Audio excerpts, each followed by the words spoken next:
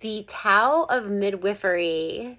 So I'm going to read the Tao of Midwifery and then kind of pick it apart and say what it means to me and as I have been taught about the practice of being a birth keeper.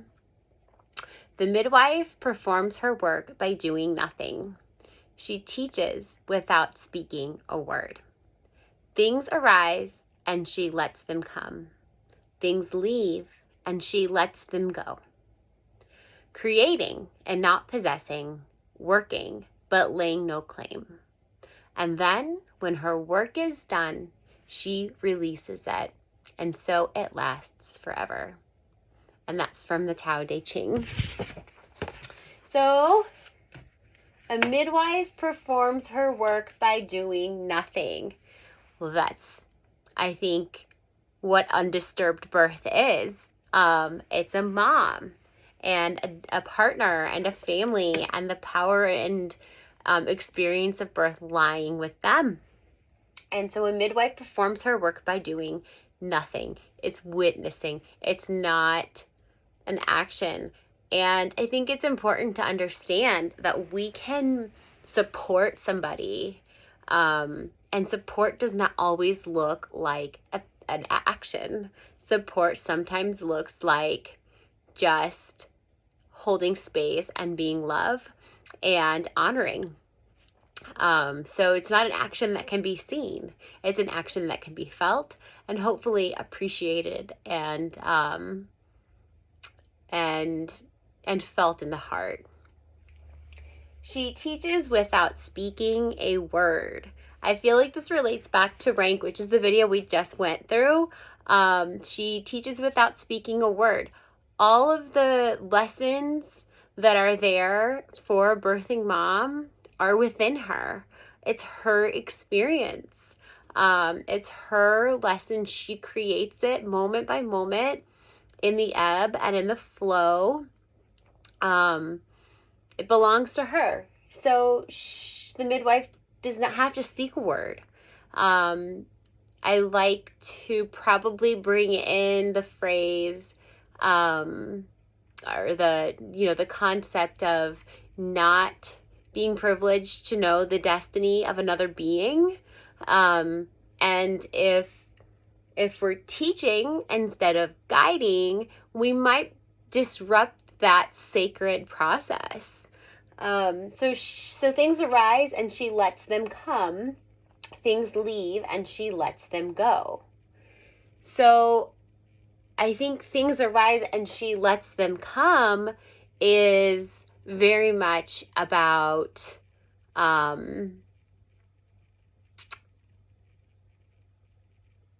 interrupting, not disturbing, not judging. I think that's probably a really important thing here is non-judgment. When we get in that space of being critical, then we're not aligning with love and we're at risk of projecting and we're at risk of carrying a wound into someone's birth space. So whatever is arising, it can be allowed, and the midwife allows that. And when things leave and she lets them go, I think that again is just about free will and autonomy. And if something isn't serving a mom and she's using her intuition and she's choosing not to do this or that or whatever, a midwife allows that process. So whatever is ebbing and flowing is the natural journey and alignment of the birthing mom. And to try and interfere with that process is to interfere with birth, is to overstep. And a midwife does not do that.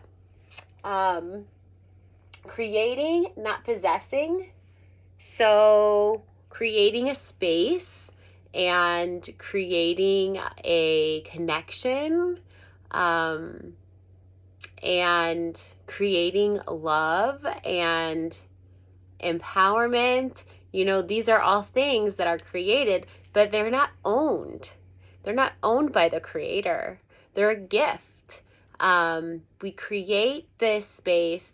We gift it to the birthing family. It doesn't belong to us. It's not for us, and not even recognition need be for the birth worker. This is for the glory and the power of the birthing family. And the midwife understands that. Working but laying no claim relates back to what I just explained. This might be her job. This might be her profession. But she doesn't own this process. She doesn't own this realm of birth.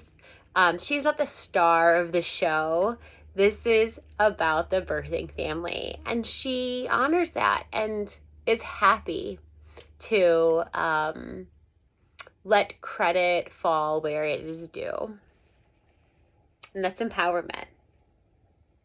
And then when her work is done, she releases it. And so it lasts forever. When her work is done, she releases it. It's not her story. It's not her journey. She's just a witness and a non-judgmental witness. And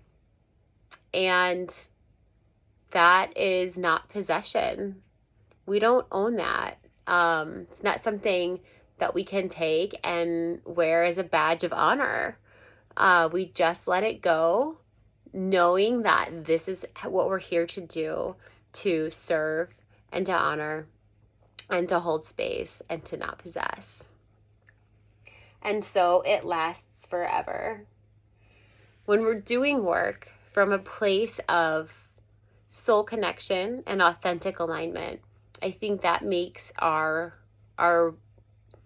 works eternal. I think that's when we're living and aligning in service and into the greater good and to the evolution of the human race and the evolution of our planet. Those kinds of works are eternal and they are passed on. And when we're navigating birth, we are we're witnessing love and evolution, and to witness it is eternal.